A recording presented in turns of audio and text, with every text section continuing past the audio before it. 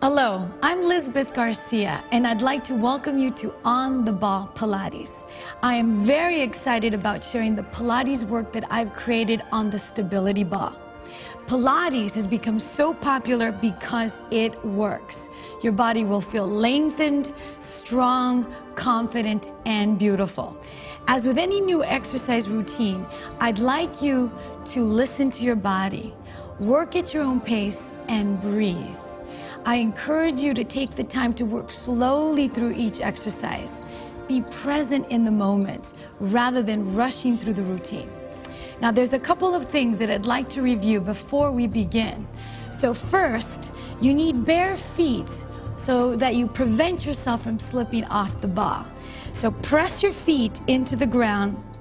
Do you have the support that you need? If you need more support, slip a yoga mat or sticky mat underneath the ball and your feet. Now second, let's review the sitting position on your ball.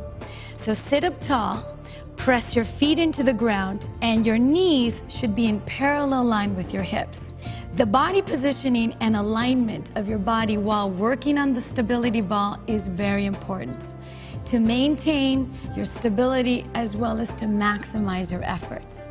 So are you ready for Pilates on the ball? Let's begin.